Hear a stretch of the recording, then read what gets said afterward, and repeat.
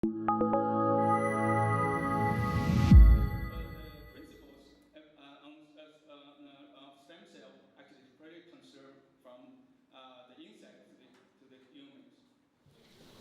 you very much for this.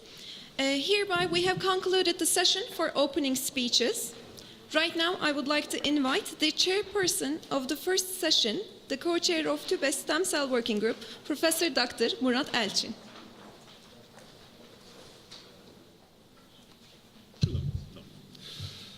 Evet. Değerli TÜBA Başkanı, değerli TÜBA üyeleri, değerli öğretim üyeleri, hocalar, misafirlerimiz, toplantının bilimsel kısmına geçiyoruz şu andan itibaren. Çok değerli konuklar var. Şu andan itibaren İngilizce olarak prezente etmek istiyorum konuşmacılarımızı. İlk olarak Tengzi konuşmacı olarak gelecek. Our first eminent speaker is from Star Wars Institute for Medical Research, is Professor Tengzi. And he is an expert in retinal stem cells and retinal disease mechanisms. He has been successful, he and his group has been successful in culturing retinal stem cells from the adult neural retina, which are capable of generating functional photoreceptor cells that can restore light response in the mouse model for blind causing human disease retinitis pigmentosa. Dr. Z,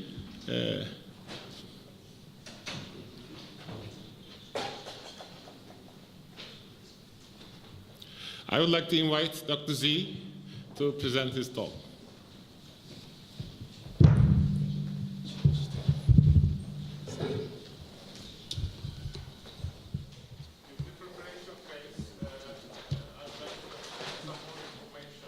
About Dr. Z. He is also a professor at the Department of Anatomy and Cell Biology at the University of Kansas School of Medicine. He's a director of the Regenerative Medicine Research, Vision Research Center at Department of Ophthalmology. And his group has several interests. One is molecular control of GSC niche interactions. He's also involved in intrinsic control of GSC self-renewal, extrinsic control of GSC lineage differentiation, and extrinsic control of FSC self-renewal. Yeah. Sorry if I have some computer problem. So first, I will thank Professor Alpatian for kind invitation. It's a really great pleasure to come back. 10 years ago, I first visited Ankara University and Turkey, which left a great impression. And really pleasure to come back and see the old friends, and hopefully also made some new friends as well. And also the congratulations to you on the 70th birthday of Ankara University School of Medicine. Let's see. It's working. Okay, now it's working. So my lab has been interested in stem cell for almost 20 years. And in the early days, we are mostly interested in the basic stem cell biology. And we know stem cells have two important properties.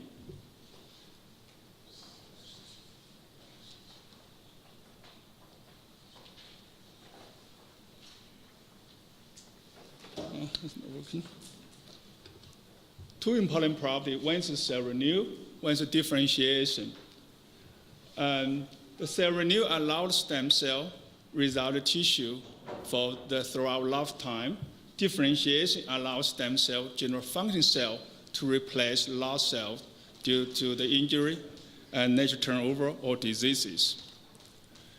In a way, I always tell students that the stem cell is just like a student. They have a great differential potential. Your career haven't decided yet. After you get a postdoc training, you more specialize. Then you can choose to become professor. You can actually maybe go to industry or do something else. So we know stem cells actually have many important functions in the tissues. One important function is to maintain tissue homeostasis. Thank you.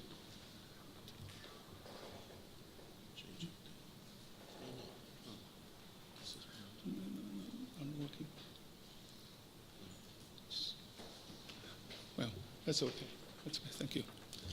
So the tissue homeostasis, then also in some tissue, they also involve active regeneration.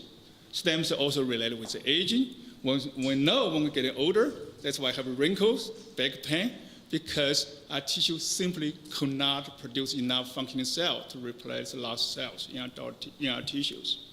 They also relate to cancer, and I'm pretty sure some people here actually work on cancer. You know the cancer stem cell. So the cancer stem cell actually responsible for a relapse or driving tumor growth. And what makes us very excited about stem cell is their potential in treating degenerative diseases. Today I will talk about the potential retinal stem cell in treating retinal degenerative diseases. And the stem cell also can be used for drug discovery. Professor Rowe is going to talk about drug discovery, use of stem cell, and also for tissue engineering. Stem cells not only exist in the human, actually they exist in the old animal kingdoms, you can imagine, and even some insects as well. So with easier to actually rest the insect study stem cells, I will assure you many basic regulatory principles of stem cell actually pretty conserved from the insect to the humans. So my lab has been used the fly ovary as a model system to uncover basic regulatory mechanism of a stem cell. I will not talk about the stem cell studies on the ovary. Simply, this system will summarize. Next few slides summarize what we learned from this system. And in the system, actually, stem cells are very easy to identify. These are two stem cells here, very easy to identify, and you can study their lineage in vivo. And also, they have genetics allowed in activated genes in the system to start a function in the stem cell regulation. I just want to point out here, actually, stem cells behave very differently on the petri dish and in the tissue. That's one thing you have to remember. What you learn in the petri dish is relevant, and it needs to be verified in vivo, because I will convince you environment is critical for stem cell development. So in the past 2 decades, my lab has been really dedicated to the studies of germline stem regulation intracellular ovary. We actually first used the system demonstrated existence of stem cell niche in any system. Before we say stem cell can do everything. Later, we are first demonstrate that niche is a control stem cell behavior. Recently, we also propose have a differentiation niche. Actually, stem cell progeny simply don't know what to do, just like stem cell. They need instruction from the environment. And now we believe we need 2 niches to control stem cell development from cell renewal, general functioning cells. Why that's important? You want general functioning cells, you need to provide actually proper environment. Just like a graduate student, you want to get proper training, you need to find good labs. That's exactly what I have, what is important for stem cell and also important for students as well. In the past decades, we use genetics studies. We have identified many factors involved in the germline stem cell regulation. I will not go into the details. If you actually pay attention to the bottom, actually you can see the stem cell renewal regulation is simply come from niche signaling and intrinsic factor. They work together to repress differentiation and provide anchorage for stem cell long-term cell renewal. And we also use fly genetics and identify many factors required for differentiation. Again, is the niche signaling and intrinsic factor work together to repress several new factors, include actually several new signals. Then promote differentiation. If I summarize here, you can see that in the stem cell, you have several new signals, you have several new genes that work together by repress differentiation. In the differentiated cell progeny, actually the differentiated signal and to repress the several new and promote differentiation. But this have important implication, at least in the adult stem cell we studied. If you provide for stem cell, if you provide different signal and different factors that can become differentiated cells. That's how the two need to work together to control the linear differentiation. Very interestingly, if a differentiated cell, you provide several new signal and the several new factor can reverse back to the stem cell. This is called reprogramming.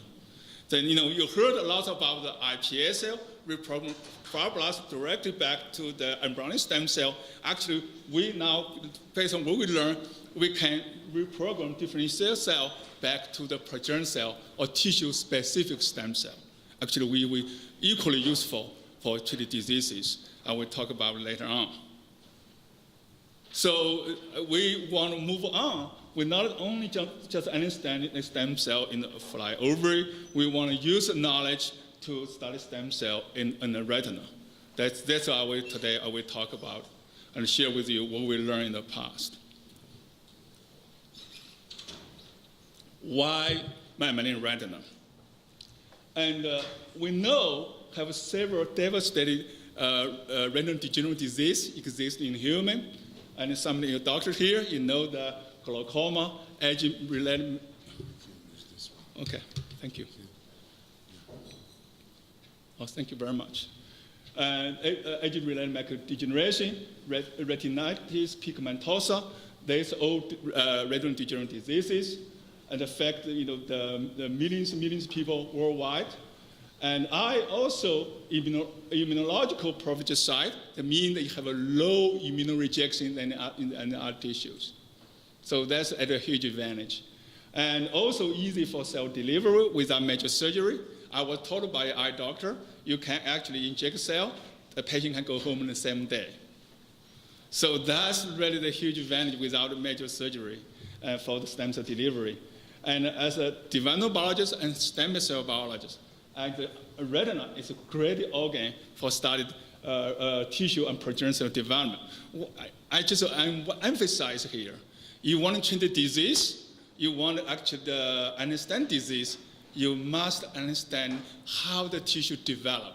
Basically, what we do in the regenerative medicine, just actually recreate actually the development and in adult tissue, okay?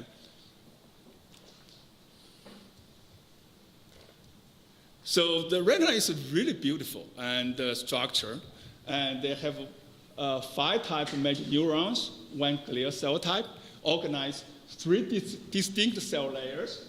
The first layer, in the inner layer, called ganglion cell layer, has the retinal ganglion cells. These cells, they can send axon to the brain and connect the eye to the brain. That's how you can see. And in the glaucoma patients, and these ganglion cells are lost. Basically, you lost a cable. That's why the computer and this monitor were not connected. We will not see anything in the screen. Same thing, the patient will lose eyesight. And also have the 3 times the interneurons actually located in the inner nuclear layer. They have including the membrane cell, bipolar cell, and the horizontal cells. And outer nuclear layer, this lactic layer, composed of photoreceptor cell. Have 2 types of photoreceptor cells in the eye. One is the cone photoreceptor cells, provide the color vision, and red photoreceptor cell provide allow us to see in the dark. And this photoreceptor degenerate in the AMD patient I mentioned, also the RP patients as well. And the outside layer is the RP cell, the pigment epithelial cell, that provide the protection for the for the photoreceptor cells, also providing nutrition. And in the AMD patients, actually lost RP first, leading to loss for the receptor cell, even lost the central vision in the AMD patients. So we talk about how we can generate photoreceptor cell and ganglion cell, which could potentially use in treat the retinal degenerative disease in the future. So actually, scientists before us, many scientists already try to study the stem cell in the eye. And in the early days, people thought have a stem cell in the structure in the anterior retina known as the cellular body. You can grow the neurosphere in a lab very nicely. Actually, they hardly differentiate any retinal neurons, contrary to private reported in the different journals. And later, people thought maybe actually the glial cell, the mural glial cell, is a functioning stem cell. You work on the neural stem cell in the brain, they are glial cells. So we're wondering, many people in the field are wondering, maybe mural cell function as a stem cell in the adult retina. In the responding injury, indeed, mural cell can proliferate. However, they rarely generate in the retinal neurons. Even have some report, they are even culture mural cells, and they can generate all sorts of retinal neurons. We and many other labs have tried, it rarely happens. So look like the mural cells and the cell from the cerebral body may not be ideal source for retinal stem cell. We wonder, could we divide some retinal stem cell more useful for treated retinal degenerative disease in the future? We take a naive approach that sometimes you don't have knowledge in the tissue. We take a very brutal approach. We actually isolate adult neuroretina by removing any other irrelevant tissue and parts, and dissociate the single cell in a culture. Actually, this through 2 years of struggling in the lab, we finally be able to culture some stem cell-like cells, express the neural stem cell marker, SAC2 and nestin. As you know, the eye and the brain all belong to the central nervous system. You would naturally expect that the stem cell from the retina also express neural stem cell markers.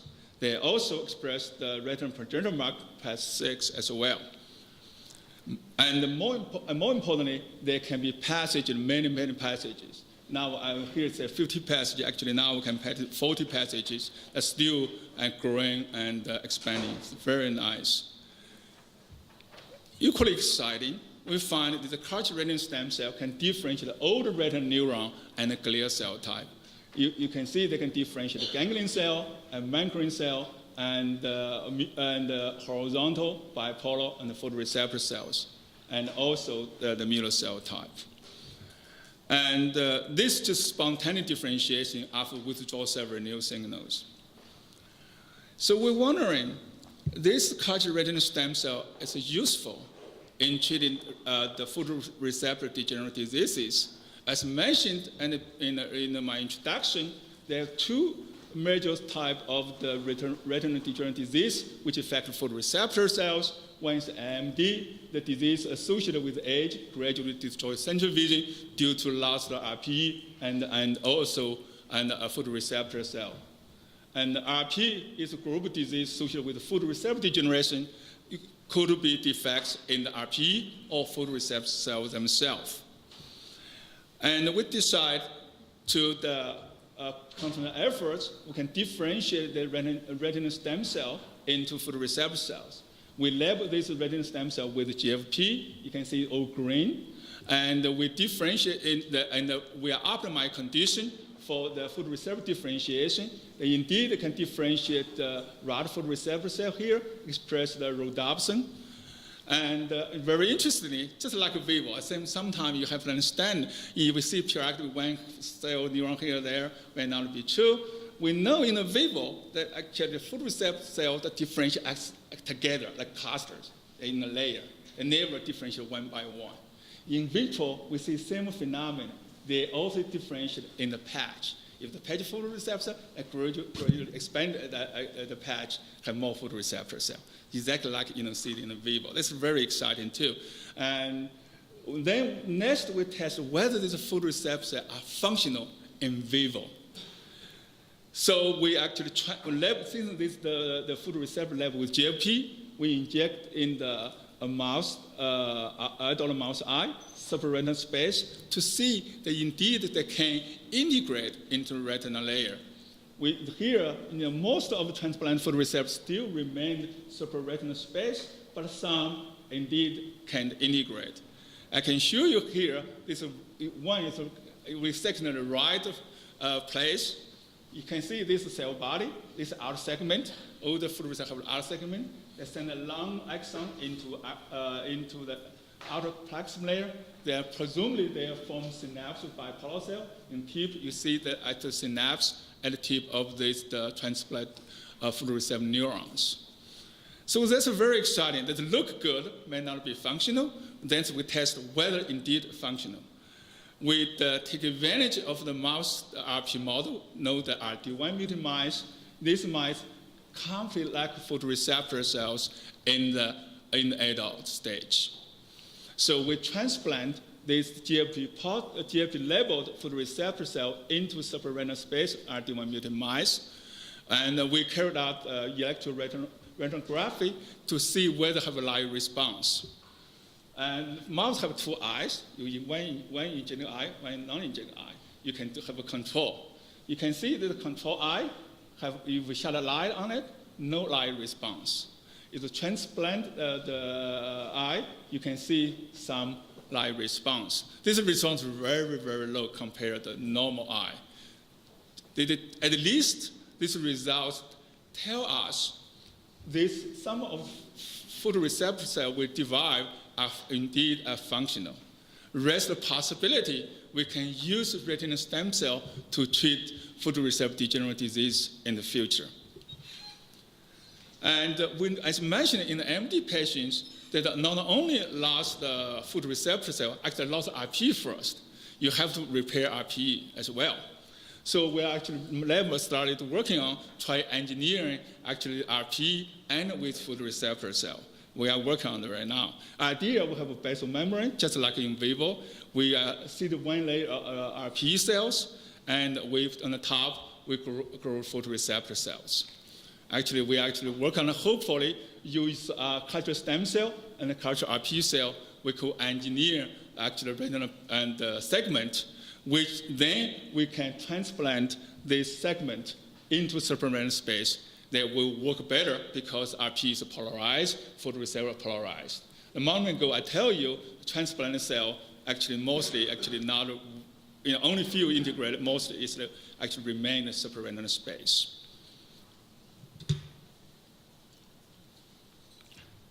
So we also want to test the potential of this retinal stem cell to treating glaucoma.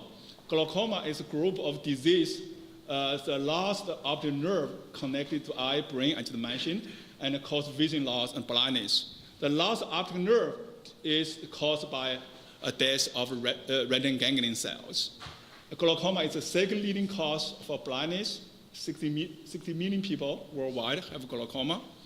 And the transplantation of the retinal ganglion cell may offer a cure to glaucoma. But it's a long way to go, and just share some findings. We also optimize our condition for the retinal stem cell differentiated retinal ganglion cell. Actually, they can up to like 30% of them. And some of them, if you let it grow long enough, they can grow very long axons. Most people show the 10 micron axons. This is 100 micron bar. This is 2 millimeter long axons.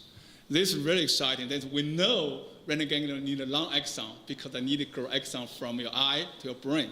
So that's why I need long axon. I think this the virtual differentiated retinal ganglion cell has such a property.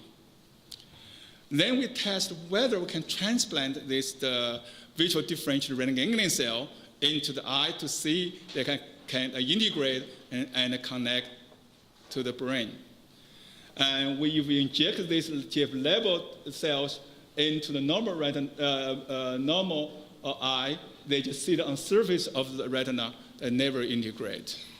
However, if you injure the retina by an MPA, and these cells start to integrate, unfortunately, they grow long axon randomly in the retina. Then they couldn't find up to a nerve head. So they're telling us, that's why development is so important. In the adult stage, actually there are the eye, some landmark also not there anymore. They even have a very long axon. They don't know where to go. Just like a drive in some highway, you usually have a landmark for you. Someone remove the landmark, you don't know where to go. Because that's what happened in the adult eye. That's a lesson to learn. We have to know more about the developmental biology, how this axon get to the brain. Hopefully, future, we can trigger this axon to the brain, eventually can be used to treat glaucoma. We also interested use this cultured retinal stem cell to actually generate all the cell type and study the specification. And I just want to point out, actually, the relative little is known how retinal stem cell generate many different cell types. For some cell type, we know more. For many cell types, we know very little about it. I think now we have a good system for studying the lineage specification and retinal development, particularly in human retinal development. So I just summarize here, we derive the retinal stem cell from adult retina. They can go long-term cell renewal. They can differentiate all the major retinal neuron types and the mural cell type. And in vitro differentiate the retinal ganglion cell, photoreceptor cell, can integrate injured or diseased retina.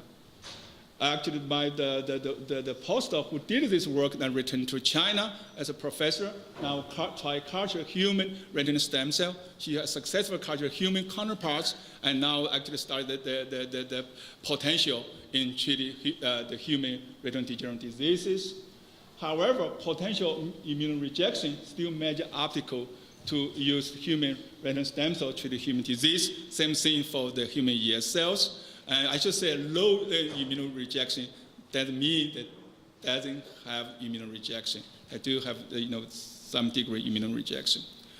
So we actually started getting into how we can make the retinal neurons, how we can generate the patient-specific retinal neurons. And actually one protein we're very much interested in is SOX2. And SOX2 is a required development retinal progenitor cell in vitro, also expansion retinal stem cell in vitro, and also development for in vivo. Known SOX2 is very important essential for embryonic stem cell renewal, also iPS induction. But how the SOX2 regulates this process still poorly understood. So during our study, we find that SOX2 is phosphorylated. So very interesting. If you run a gel, you always see two bands. People always think there's one form, actually it's two forms. And if you treat a phosphatase, that become one band, that means there's phosphorylation. This is only mouse ES cell, you see the phosphorylation. Even in the mouse, the retinal progenitor cell, you also see two bands have phosphoryl form. Even the brain, the neuron progenitor cell also has a phosphoryl form SOX2. And we use a mass spec analysis. We identify two major phosphoryl sites. One is the serine S39, one serine 253. And we generate specific antibody against the SOX2. You can see only detect the phosphoryl form. And we further shown that actually SOX2 can interact with the CDK2, CDK4, and then we shown that CDK2 is responsible for phosphorylation SOX2. Then we're wondering whether the phosphorylation is important for cell renewal. And we actually knock down endogenous SOX2, we provide a mutant form, we find that the stem cell perfectly fine. That's the phosphorylation is not important for the maintenance of cell renewal. Then we're wondering whether it require for the reprogramming or establishment of the pluripotency. And you now all familiar induced pluripotent stem cell, iPS cell, is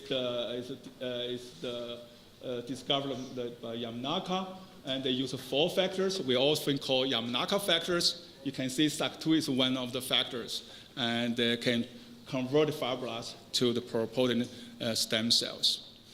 And then we test whether actually the mutant form actually affects the reprogramming. Indeed, if you change it to phosphorylate form, become the phosphorylate defective, affect the RPS induction. If you mimic phosphorylate form, increase efficiency actually the reprogramming. It's quite interesting to us. Then we further shown that this phosphorylation mutant-induced RPS cell is a germline component that can actually germline transmission.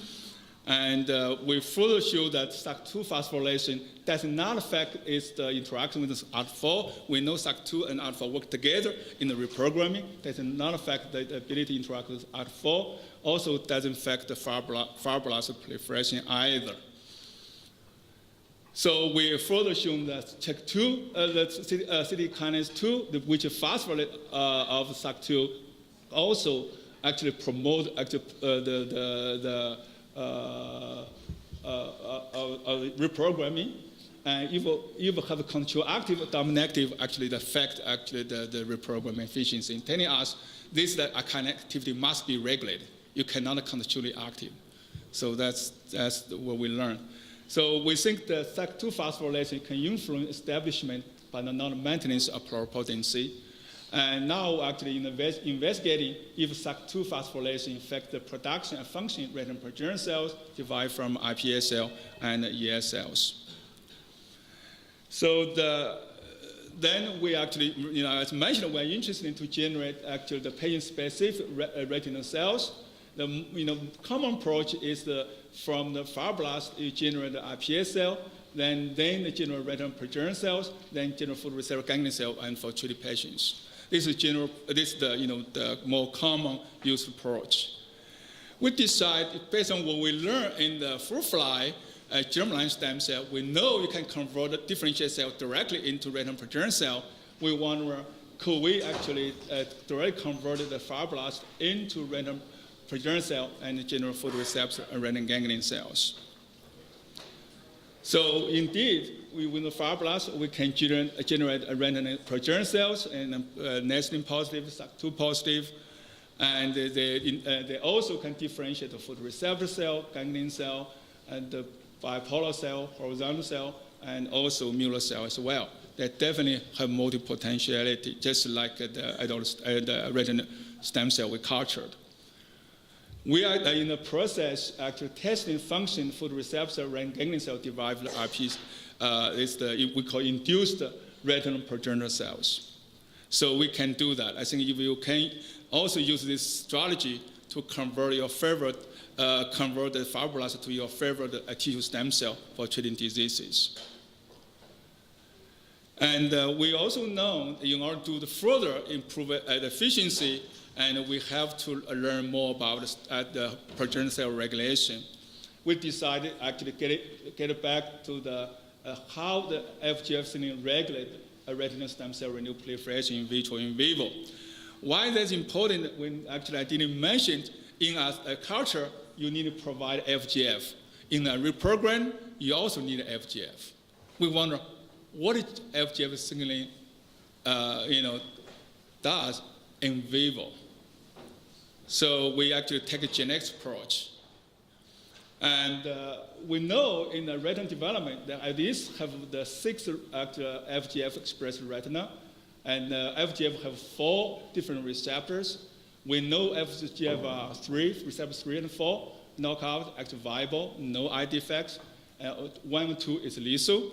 The function in the eye have never been studied.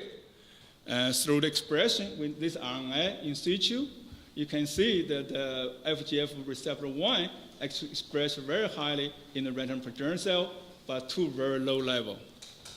We use the Cre-Lux system. This is Cre express this retinal progenitor cell. We knock out FGF1, no phenotype. FGF2, no phenotype. You knock out both, you have a beautiful phenotype. They have that hole in the ventral of the eye. And also, like you see they have optic nerve connected from eye to brain. In the knockout, no optic nerve at all.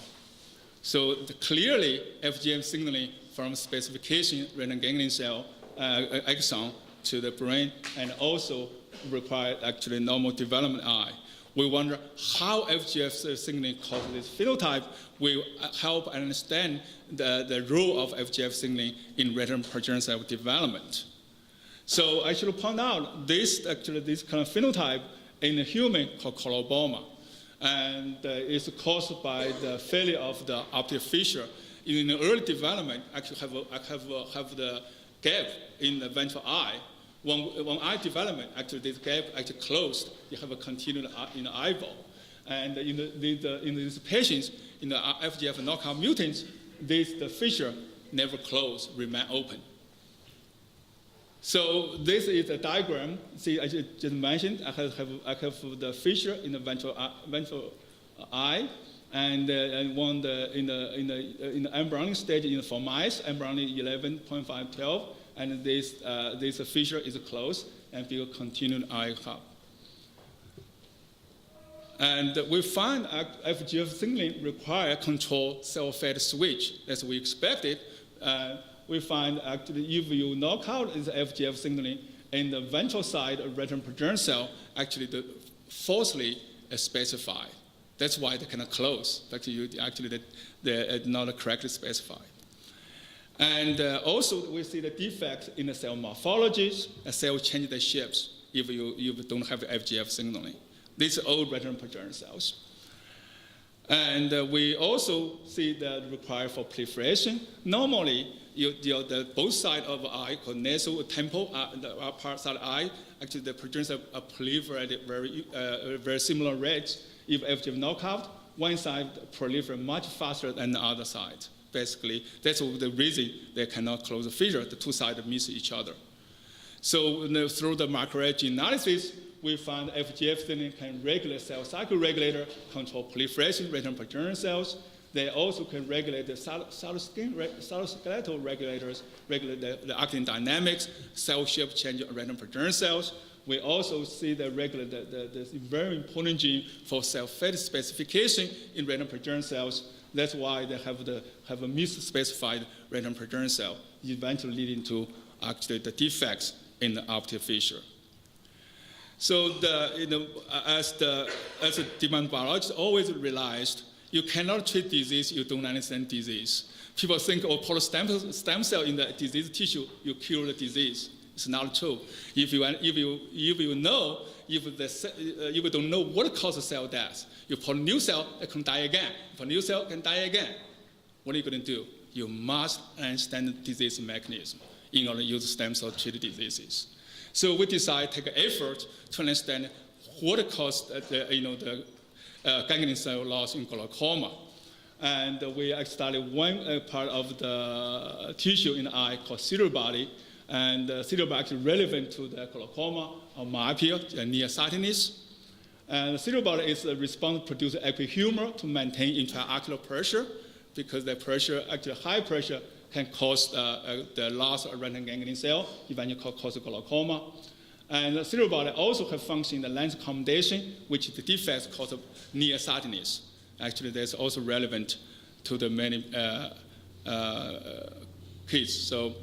So we decided to see how the ciliary body developed. I should point out the ciliary body is like a mountain range, the beautiful mountain range you see in Turkey. That's not flat. Because the reason have the mountain range, because the increased surface of the ciliary body for secretion. You have more surface, you can secrete more efficiently. Okay, we try to understand how the ciliary body is develops in vivo, and we want to see what consequence you cannot develop. And normally, in the beginning, it's very flat, and after birth in the mice, they form one foot, and then the second foot, and the third foot, and the end of the first week, P7. So we want to find what pathway gene is important for this morphogenesis. We find that a NACH2 specifically expressed at this time and this place. So we decide knock out NACH2 to see what happened. I should point out NAGI2 expresses a pigment and layer of the ciliary body. If we use the condition knockout RP-specific deletion NAGI2, it's no morphogenesis, only flat ciliary body, no morphogenesis, actually no ciliary body anymore. And we also know that the NAGI is a transmembrane receptor, the ligand called JAK1. JAK1 expresses other layer called non-pigment layer of the ciliary body. If you knock out of the JAK1 in the non-pigment layer, use 6-3 that have 7 phenotype, no morphogenesis. So we further shown that NAGI2 actually maintain BMP signaling in the ciliary body. BMP signaling actually perfectly been shown to regulate morphogenesis of the ciliary body. Here we shown that in the absence of NAGI2, the BMP signaling activity, which is detected by phosphoresmate, is disappeared. And we then want to understand how NAGI2 affect the BMP signaling. We look at the BMP, all the BMP receptors, and all even BMP ligands, no changes. We find 2 circular BMP inhibitors actually drastically increased. So we can confirm by RT-PCR, this is by biomarker, we can by RT-PCR. That clearly 2 circular BMP inhibitors is upregulated. And this secret BMP inhibitor can bind BMP, prevent binding to BMP receptors. That's how, because in the NAGI2 mutants, the BMP inhibitor inhibit BMP signaling, that's when no morphogenesis. And we further, to demonstrate this, we overexpress the codon-like 1 in the ciliary body, you see no morphogenesis. That in upregulation codon-like 1 indeed can inhibit BMP signaling and disrupts and ciliary body morphogenesis. And it's very interesting, if you even the no morphogenesis, the secretion is still normal. That still secrete like a collagen 10, the proteins. So does not affect function, just affect the surface area. And I should point out these mice have a low eye pressure. They're consistent with the idea this ciliary body is a controlled eye pressure. And now by looking for gene, not just the development, looking for gene can regulate secretion. Hopefully in the future we can control eye pressure and actually prevent the death of retinal ganglion cell. In a way, you don't need cell therapy anymore. If we can cure the disease before that progress to the loss of the ganglion cell. And if we know that is the case, we also, for some glaucoma patients already lost the ganglion cell.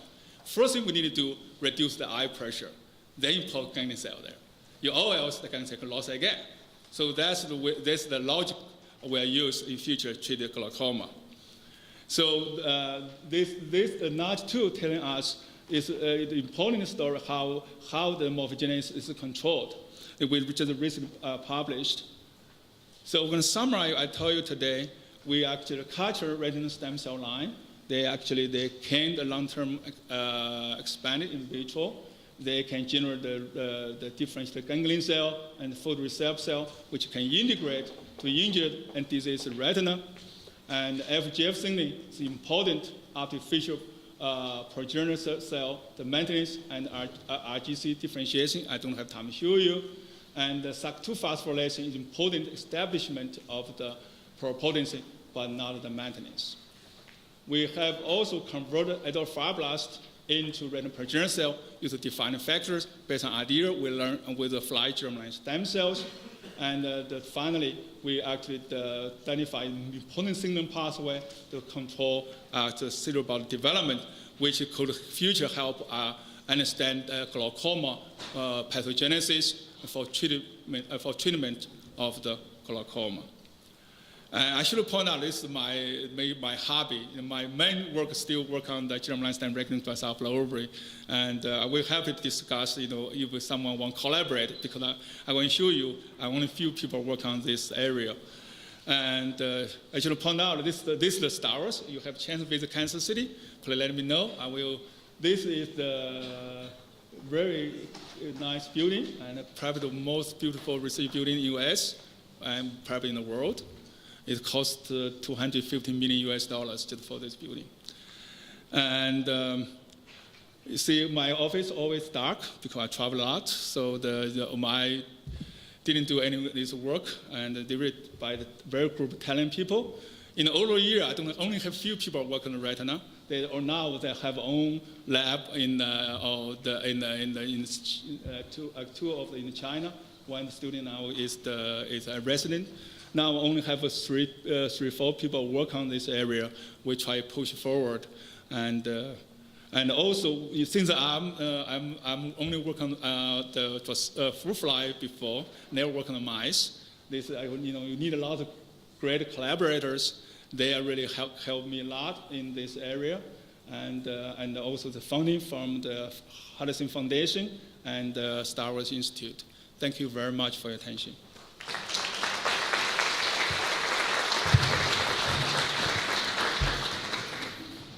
Dr. Z, thank you very much for this very interesting talk. This talk is now open to discussion. We can take several questions. I believe we have some time, ample time. Yes, please. You have a microphone? Ali Yunal from RGS University. We are using the stem cells for the especially bone marrow from the autolog and allogenic. Can we use the other eye stem cell, retinal stem cell for autolog and or maybe the allogenic from the donor, allogenic donor? Okay. Yeah, certainly you can. Actually, this is the best situation. And actually point out, the eye doctor have done this already for corneal stem cell. For example, you have the one eye cornea actually burned by chemical or fire or heat. You can capture that corneal stem cell from other eye. We call then you expand it in a petri dish. You can pour it back in the other eye. You can fully repair the cornea. That has been done, and presumably, you can do that for retina. It could be difficult to take a cell from retina, and now we are thinking about actually take the cell from from other eye, not as actually retinal cells. Maybe you can take actually the cell, different cell, from the iris or the cerebral body. Very easy to take. And we now actually work on trying to reprogram this cell to retinal progenitor cell. I use the idea I just presented here. And then you can basically produce patient-specific retinal stem cell for treated the eye diseases. Question for me? Öncelikle teşekkür etmek isterim. I want to thank you for excellent. Biz Türkiye'de excellent speech. Biz Türkiye'de olfaktör hücreleri kullanıp bir grup hastada we performed a clinical trial on 10 patients. We used olfactory stem cells instead of IPS or something like that. Actually, we know that as an ophthalmologist, retinal stem cells is not easy to actually culture. In culture medium is not well established for this kind of cells. In laboratory, yes, but in human, if you think the sophisticated globe, and if you want to take cells from this retinal tissue, is not easy, especially taking into consideration the individual with disease.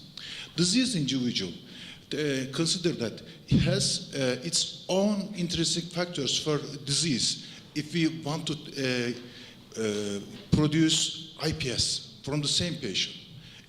Regarding this, what's your suggestion? Producing IPS for healthy ones. Yeah, I think you raised very interesting, important question in stem cell therapy.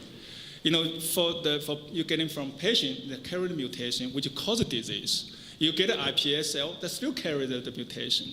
You generate the cell, you pull it back, they're going to die again, right? So now actually, we come of the age because the CRISPR talent technology allowed us to correct the mutation in the iPS cells. Then you can generate normal retinal cell, for example, for treating retinal diseases. Actually, that's become very feasible. Actually, now many companies in the U.S. actually provide service, make the correction of the mutation in the iPS cells. Actually, I have a question. When we were talking about retinal stem cells, we know that they can be differentiated into a variety of cell types in the eye.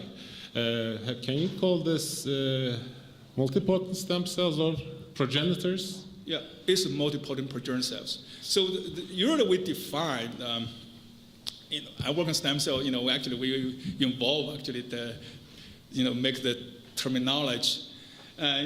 Some stem cells are unipotent. Like I talk about, fly germline stem cells, unipotent, only produce oocyte. Like germline stem cell in the testes, only produce sperm. We call unipotent. That's still stem cell, adults.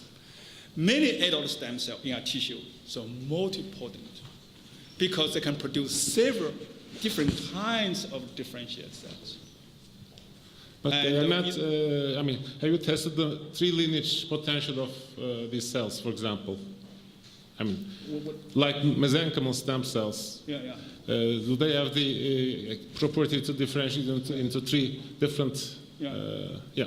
Well, I think the mesenchymal cell is really amazing, and because of the ancestral cells, most of mesenchymal cells come from the neural crest cells.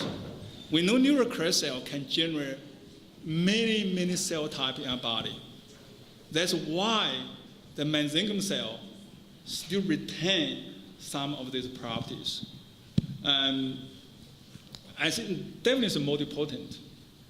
The pluripotent only give to the embryonic stem cell, because that's the reason. And if you're free to speculate what you can call the mesenchymal stem cell, in a way, if based on the different cell type, you may can have the semi-pluripotency, because they have the cell cross different germ layers. Okay. That's embryonic stem cell or iPS cell can do. Bir soru daha alabiliriz herhalde. I can ask another question, actually, by the time. Maybe this is out of fashion, maybe, with embryonic stem cells. Can you make a comparison between the embryonic stem cells differentiating into RP cells and the IPS? So are they quite similar or not? Yeah. This great question, it's great debate in the stem cell field. It's not just you, many of the people in the stem cell field are wondering, is embryonic stem better or iPS cell better? I think for many countries, you cannot work on embryonic stem cell. iPS cell is ideal stem cell source. In terms of biology, actually based on the existing study, embryonic stem cell is much better in terms of the differentiation. Also, because of the DNA methylation patterns, they have to do comparison, and even people derive some stem cell from a nuclear transfer. It's much better than stem cell from iPS cell. That even the nuclear transfer general embryonic stem cell is not as good as real embryonic stem cells, based on existing knowledge. And I feel nowadays, it's true. Simply, it's the fashionable. Everyone, go toward the iPS cell, because that's easy to get these stem cells, and also get the patient-specific stem cell. If you have a panel embryonic stem cell, and have different, express different HLA and immunotypes, maybe that work better for therapy. But in many other countries, actually, the embryonic research is prohibited. That's why IP cells have become more popular worldwide. Okay. Başka soru yoksa oturum kapayacağız. Well, thank you very much, Dr. Z. Thank you.